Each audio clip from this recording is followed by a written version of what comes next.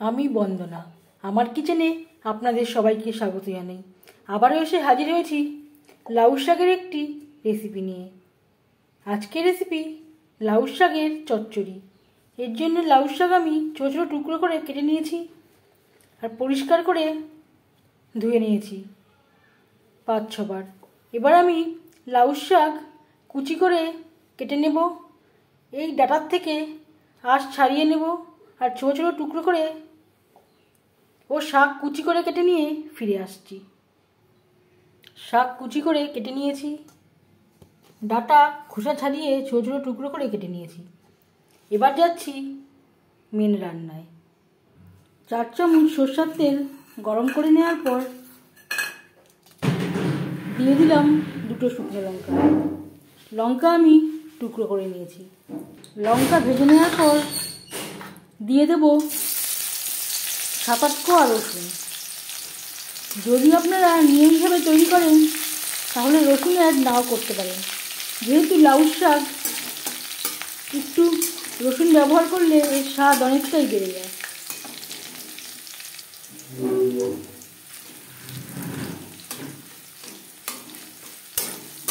আমরা এভাবেই ছোটোবেলা থেকে লাউ শাক খেয়ে এসেছি। আমার মা এভাবেই রান্না করতেন। যখন রসুন থেকে স্মেল বেরোতে শুরু করে দেবে সেই পর্যায়ে দিয়ে দেব টুকরো করে কেটে রাখা লাউ ডাঁটা।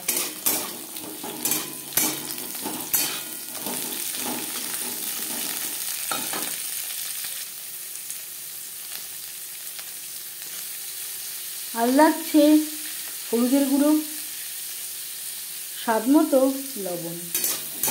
লবণ হলুদ ডাঁটার সাথে বেশ ভালো করে মিক্স করে দেবো। 3-4 মিনিট মিডিয়াম ফ্লেমে নাড়াচাড়া করে নেওয়ার পর দিয়ে দেবো লাউ শাক। ডাঁটা সেদ্ধ হতে একটু সময় লাগে, তাই ডাঁটা আমি আগে অ্যাড করলাম। শাক সেদ্ধ হতে একেবারেই সময় লাগে না, তাই শাক আমি পরে অ্যাড করব।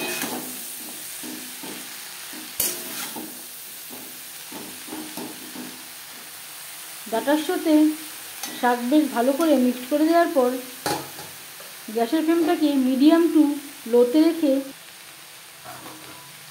ঢাকনা চাপা দিয়ে 4-5 মিনিট রান্না করব, লাউ শাক কমে আসা পর্যন্ত। শাক প্রায় সেদ্ধ বা ভাজা হয়ে এসছে। এই পর্যায়ে দিয়ে দেব পোস্ত ও কাঁচা লঙ্কা। এখানে আমি 1টা কাঁচা লঙ্কা ও 2 চামচ মতো পোস্ত বেটে নিয়েছি।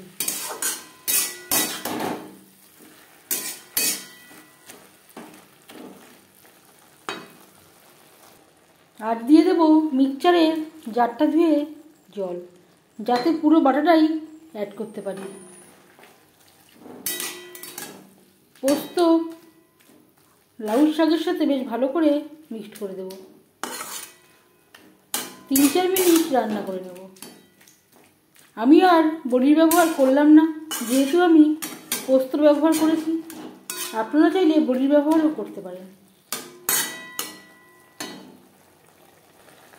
আর দিয়ে দেব 2 পাকা লঙ্কা।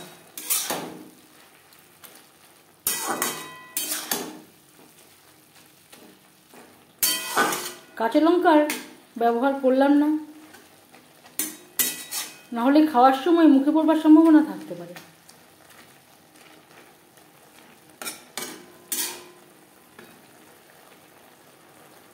তিন 4 মিনিট রান্না করে নেওয়ার পর গ্যাসের ফ্লেমটা বন্ধ করে দেব। 10 মিনিট থেকে স্ট্যান্ডিং টাইমে রাখবো। ঠান্ডা হওয়ার পর ঠিক কেমন হয়েছে তা আমি দেখালাম।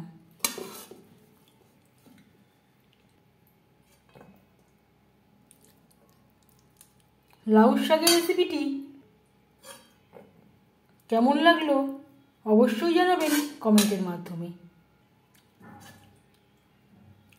যদি এই রেসিপিটি ভালো লেগে থাকে লাইক করবেন, শেয়ার করবেন, সাবস্ক্রাইব করবেন আমার চ্যানেলটিকে। বেল আইকনটা প্রেস করে দেবেন। যখন আমি নতুন ভিডিও আপলোড করব তার নোটিফিকেশান সবার আগে আপনার কাছে পৌঁছে যাবে। আপনারা সবাই অনেক অনেক ভালো থাকবেন। এই ভিডিওটি দেখার জন্য ধন্যবাদ।